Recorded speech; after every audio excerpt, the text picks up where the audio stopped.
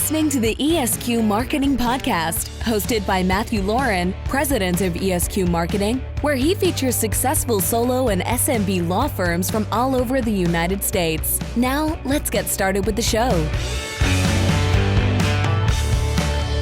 Hey, I'm Matthew Lauren, president of Esq.Marketing, and you're listening to the Esq.Marketing podcast, where I feature successful solo and SMB law firms from all over the United States, and today outside the United States.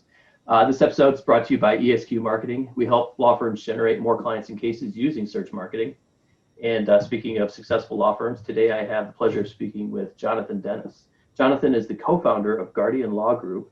In addition to being a recognized authority in politics and governance, Jonathan has been named to the Queen's Counsel of Alberta and one of Avenue Magazine's top 40 under 40, and that was when he was under 40.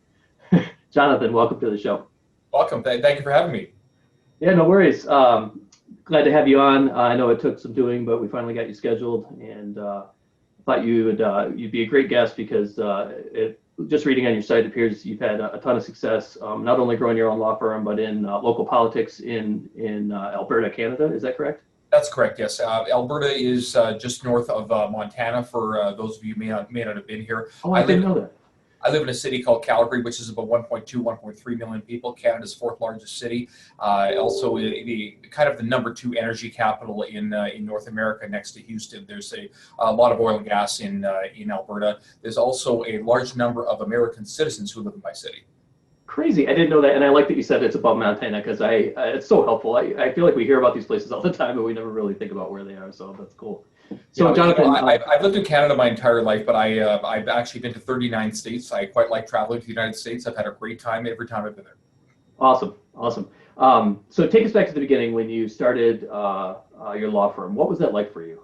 Well, so I got out of politics actually rather unexpectedly. The government changed. We weren't expecting that at all, but in 2015.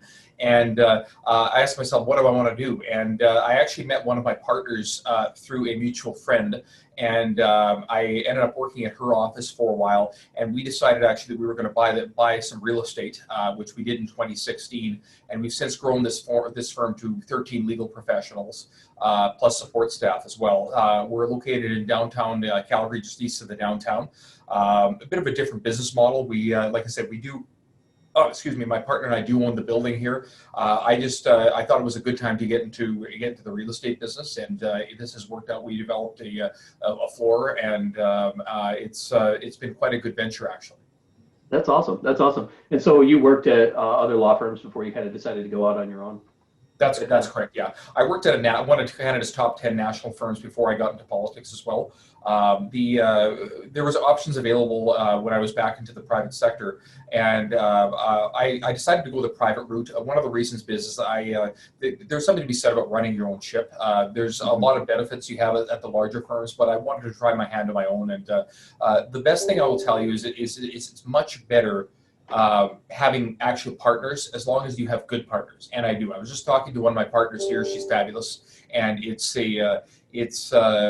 much better when you have people that you can work with and depend on.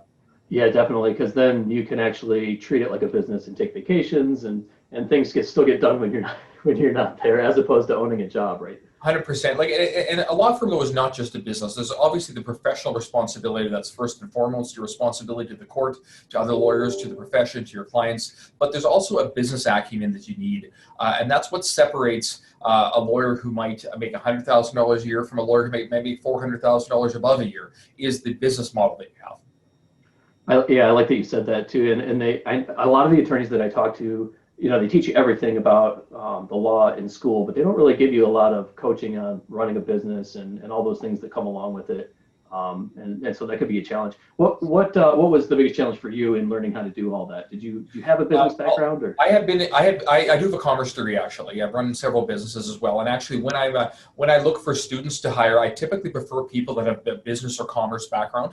Because again, the professional responsibility is always first, but running a law firm is like running a business. And you may have these lofty cases that they teach you about in academia, but at the end of the day, you also have to make business cases as to where you want to go with your firm, how you're going to market yourself, what your niche areas of practice are, much like any other business. Again, subject to the professional responsibility there that you have to consider as being a lawyer. Gotcha. And My next question is, what's one tool or piece of software that you use on a regular basis in your law firm that's really sort of helped you be more efficient or helped you grow it? Well, oddly enough, the accounting software that we use is PC Law. I've used that most of my entire career, and I find it's a very positive accounting software. There's other platforms there like Easy Law, Clio I've used before. I always find that PC Law is actually the best. It may not be the most flashy thing in the world, but it's actually the best piece of software that we have. I also do a lot of business by email. I find it's much more efficient than other ways of business, and particularly in a situation where you have this COVID issue. We're doing more and more video conferencing. Up in Canada, you can actually do court appearances by video, which I actually find much more efficient. I hope they keep it when society returns back to normal. I've heard others, attorneys in the States doing that, and they say the same thing. Jonathan, what's one thing you notice from working for a firm to running your own firm? What was one thing that was like, oh man, that's totally different. I didn't realize it would be that way. Well, when you work at a national office, there's really never a shortage of work at most national offices. You're dealing with very high-end clients. But the downside of that is a lot of the firms here are controlled out of their central office in Toronto. So you don't have the freedom. Like I like to write articles in the paper. I sometimes would have somebody complaining in Toronto that they don't like my opinion or something. You don't have that in a smaller office. But in a smaller office, though, you do need a marketing plan. And a person's notoriety only goes so far. Maybe as soon as 10, 15 years ago, you would just take a big Yellow Page ad in the Yellow Pages. Nobody uses Yellow Pages anymore. So it's tying into your business. It's important that you have an actual system that works. And I will tell you that this is no reflection upon a good professional like yourself, but you got to hire the right people in that area, because we've actually hired many people that will promise you the world and will deliver you nothing but a bill. Yeah, you got to watch out for those SEO guys. They're scammers. No, I'm not saying that at all. You just got to hire the right people. I hear you. Yeah, you're right. There's a lot of fly-by-night companies out there, and if you're not careful, I mean, anyone can promise results, and then unfortunately sometimes they can't deliver. So you're totally spot on about that. I didn't realize they had the Yellow Pages in Canada. They have.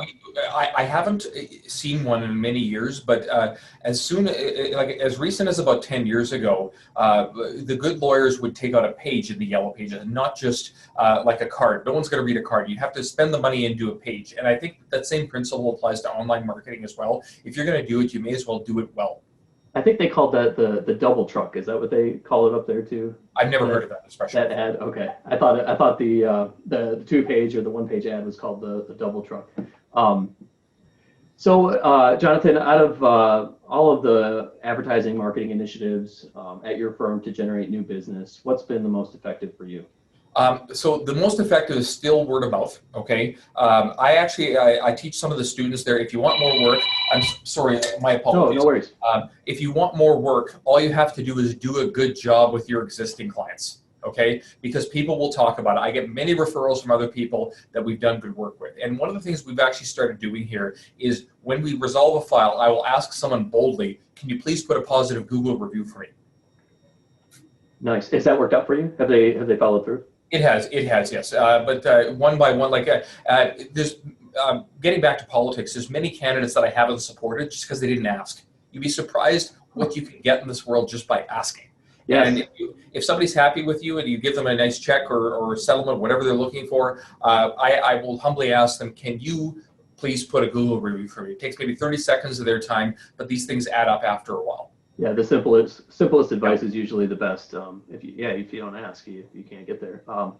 Jonathan, what's one piece of advice for an attorney who might be thinking about going off on their own that you would give to them? Okay, so being on your own isn't as scary as you think it is, but I would typically want to work at another firm your first few years of your career, help you learn both the practice and the business of law, and develop a reputation as someone who does good work in your local market. So I'd wait a couple of years, but then if you go out on your own, you are going to need a certain amount of capital to start up. But the second thing is, as I mentioned, you need good partners. And you have partners who maybe are in different areas of the law, but are people who you trust and you can work with.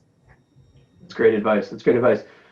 Guys, you've been listening to Jonathan Denis, founder at Guardian Law Group. Jonathan, where can people go to learn more about your law firm? You can go to our website right now at guardian.law. That's www.guardian.law. And all of our areas of practice are on there as well. I'm actually, I've just been accepted at the University of Arizona to do my master's degree. I'm going to be pursuing a bar call in Arizona. There's quite a link between the two jurisdictions. There's reciprocal judgments. So I'm probably going to be doing more cross-border work in the near future as well. Congrats. That's awesome. That sounds exciting.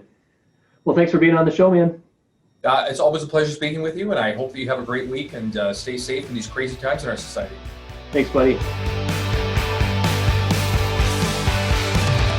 Thanks for listening to the ESQ Marketing Podcast. We'll see you again next time, and be sure to click subscribe to get future episodes.